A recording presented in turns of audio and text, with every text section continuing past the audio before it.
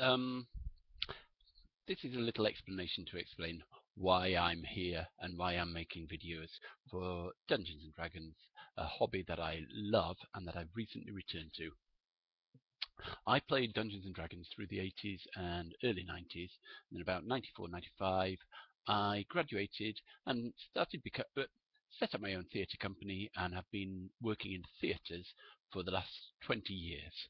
Um, that period of my life has finished now, and I'm an English teacher, and I miss the creativity and acting that theatre offered me. And but my memory of D&D and other role-playing games has never left me, and I've always had a soft spot for it. And last year I was just channel hopping, looking through videos on YouTube, when I came across some videos by members of the RPG brigade that are here, different GMs giving advice and explanations of how they play. And I liked what they did, and one GM in particular, Matt Click of Fistful of Dice, I liked his style, and I started watching quite a few of his videos, and I came across a campaign, some adventures that he recorded and put on YouTube. The campaign is well known to people who follow role-playing on YouTube. It's the Provokers campaign. It gets up to 100, an audience of 100, which is pretty good for this small community on YouTube. And I don't watch them live. It's not a good time for me. But I'm a little bit behind because I love playing, but watching some other people playing is less exciting. But it's worth doing with really good GMs and players, because you can learn all sorts of tips, and the Provokers is something I can learn from and be inspired by. It is a great campaign and I recommend it. Now, what I particularly like about this campaign is that the GM, Matt Click, and the 4 players, Tabletop Tim, Nate from Was20, Tabletop Gaming with Juice, and Matt Barker, Be a Better Game Master, are all brilliant at describing what's the situation and what's going on. They don't just say their intentions, but they describe what happens, and then roll the dice to see whether it works or not. And it really brings their characters to life, and also when they are interacting, they put on voices and they speak in character, and it's well done. It really is. It sucks you into the setting. It's less like watching some people playing a game, and sometimes it's almost like listening to a radio play. It can be that good.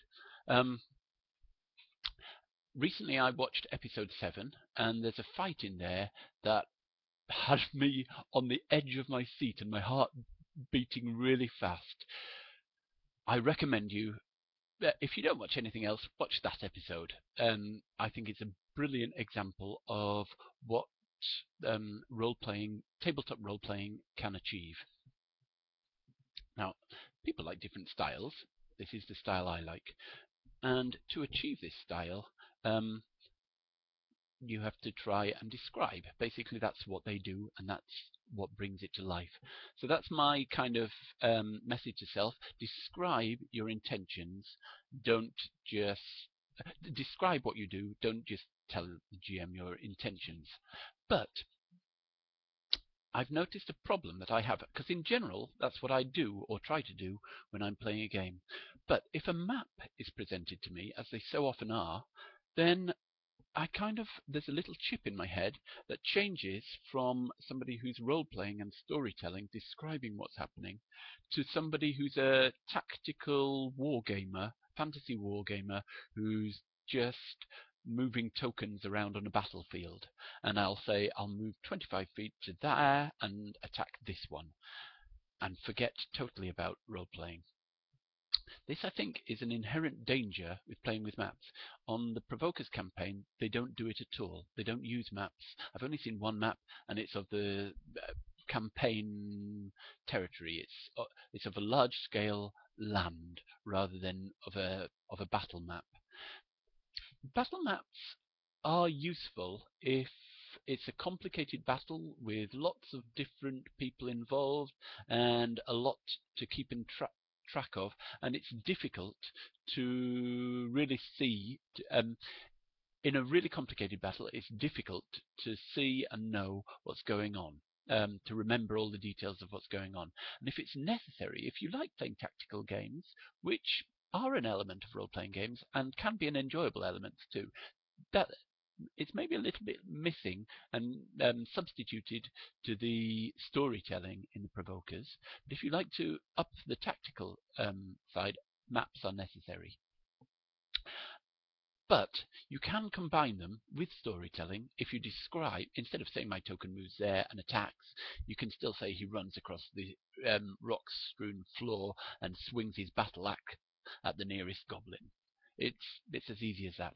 So this video is basically just a little note to myself to remember when there's a map not to be sucked into being a tactical wargamer, but to remember to be a descriptive storyteller, to describe what I'm doing, and hopefully to inspire other people who like a similar style of gaming to do the same.